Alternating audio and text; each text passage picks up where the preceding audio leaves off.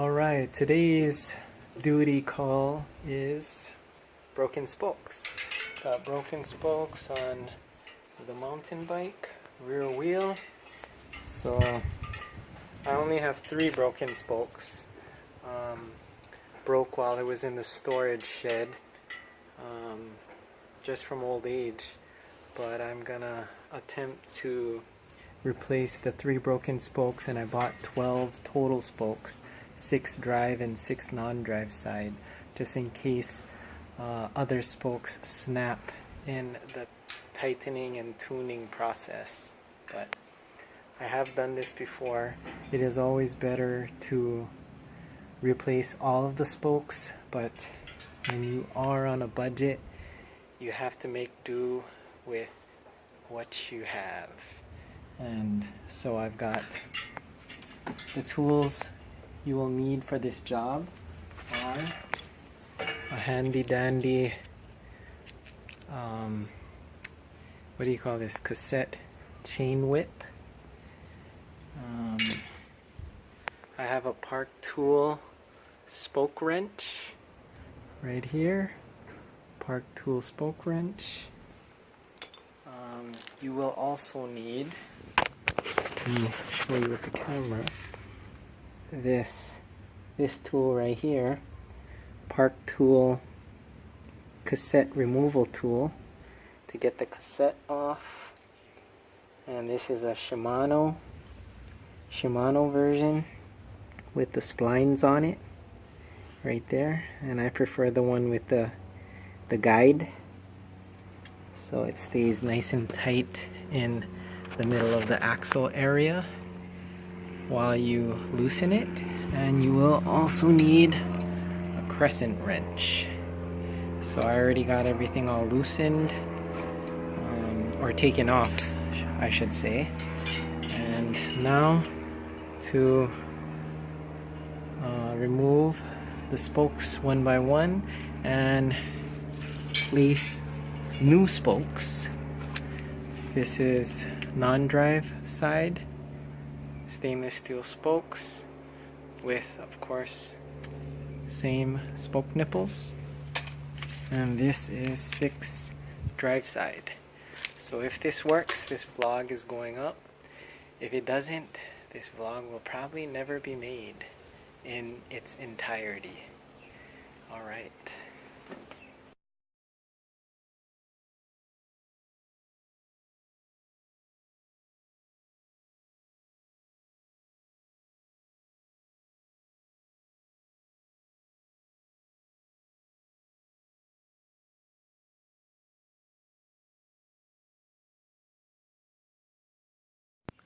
Alright, so another good thing to do once you have the broken spokes, which are 1 and 1 here, 2 here, and 3 here, 3 broken spokes. They were all on the drive side. Once you have them laced correctly, you'll know they're pretty much laced correctly if there's not too much space at the top of the spoke hole. For example, this one, you can see it's right where it needs to be. It's not poking out the top portion of the rim. So another cool thing to do is to use a new spoke as the guide when you are putting the new nipple onto the newly inserted spoke, so that you can use this as a guide, and that will get it on there in case you don't have the proper spoke guide tool. Okay, so for example, you would guide the spoke nipple onto the new inserted spoke. And once you got it on, you can backtrack the you can backtrack the other spoke just like that. And if you have a handy dandy small knife, you can use that as a small guide, or a screwdriver, of course, to guide the spoke nipple on there. And all you're doing is guiding it on there so that it does not fall within the gap of the rim itself. And then after that, you're just going to use the regular spoke wrench to tighten it on the inside, of course. This is just as a guide with some home tools, and then of course the proper tools. The next one, the third one.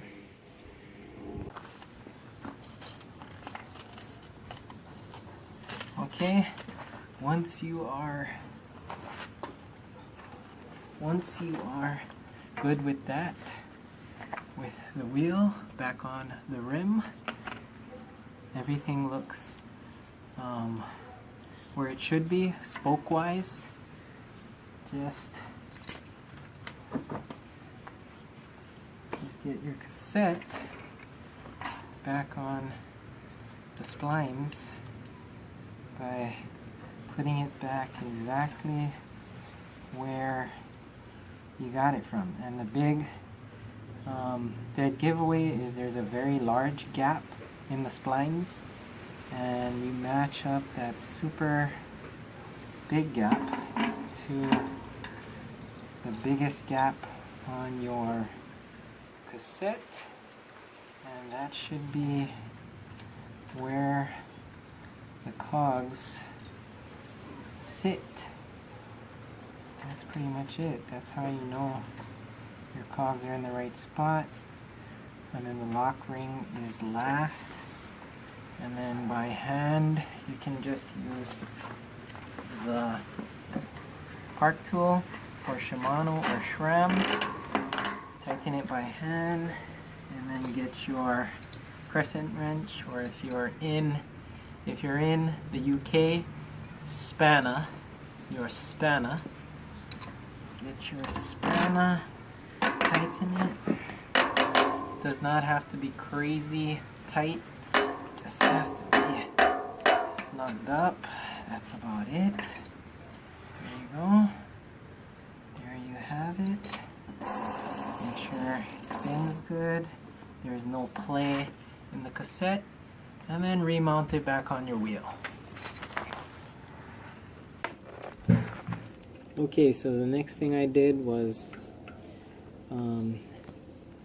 release all the tension from the spokes, from the spoke nipples, and then by hand tightened all the spoke nipples by hand, and then gave it one full turn with the spoke key, and then using the brake pads, I was able to eyeball the side to side untrueness, and kind of got it down to pretty much true.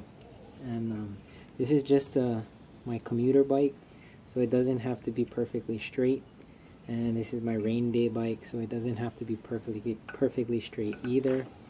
And so I just keep a pack of spokes around in case one of these breaks, because they're cheap, just $1 a spoke. And yeah, that's pretty much how I revive this wheel every winter and ride on it again for super cheap. That's all you need. That's pretty much it. Change your brake pads once in a while, once they start to get thin on your commuter bike and or your rain day bike, and that's pretty much it. Thanks for watching. Bye bye.